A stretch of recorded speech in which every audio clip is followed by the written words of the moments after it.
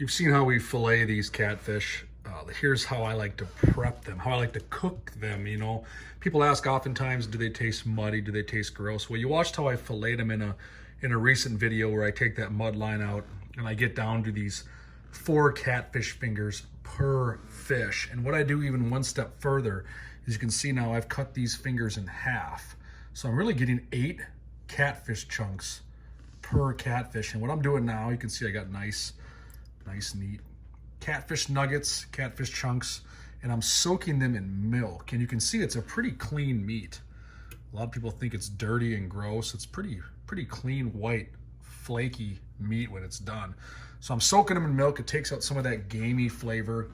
And I got my vegetable oil here preheating. I want to get that oil nice and hot. You want to cook these catfish hot in that oil. You don't want them just to kind of bubble. You want them to really sizzle and pop. So I got the catfish soaking in milk in smaller chunks.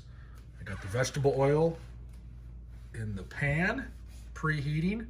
Let that get to temperature. We'll come back and show you how I'm battering these up and how you can make a delicious meal out of the catfish you catch on the ice. All right, our oil is up to temp. You can't tell by looking at it right now, but if I put 1 drop of water in there, it would crackle and pop quite well. And the batter you use is really up to you. I'm just using a beer batter from Shore Lunch right now. You can do some Cajun, you can do a number of things, but I'll use beer batter. We like that. There's my soaked catfish fillets in milk. There's the batter, and all I'm doing is I'm taking this soaked fillet, kind of letting it drip off, and I'm laying it in here, and then I'm covering both sides with this batter. So I want to coat it nice and neat. There you go. And all I'm doing is taking it, like I said, boom, throwing it in there. Let that sit for maybe a minute or two, flip it over.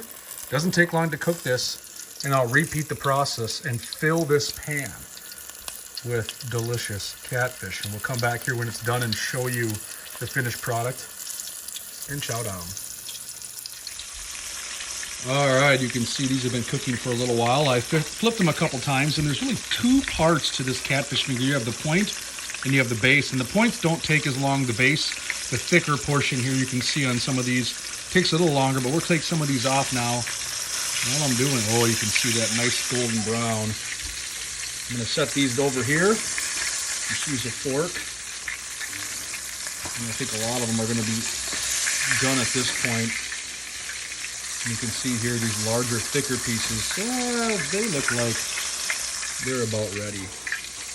We'll take these off.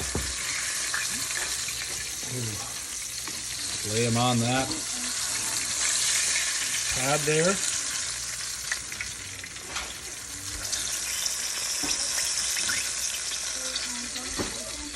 I'm gonna go over here. Now I got those sitting here. That oil's still piping hot because we got more to cook. Now I go over here.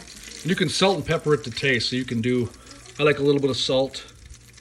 You don't want to take away too much of the taste of the fish. But I'll salt that up, let that sit to cool off. And I'll go back over here in a second and get another batch cooking in this oil. So there's our first batch of catfish. Salt it up, pepper to taste, let it sit for a few minutes, and we'll come back and chow down. All right, so we got the finished product, and anyone that says this isn't a flaky white meat when it's done, check out this catfish. So we let it sit for a few minutes. Now I'm just gonna break a piece apart.